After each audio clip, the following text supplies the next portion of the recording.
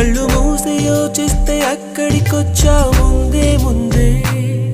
నాలోని మౌనమై సంతోషమిచ్చావు పిల్ల ముందే ఇది నిజమా వివరించే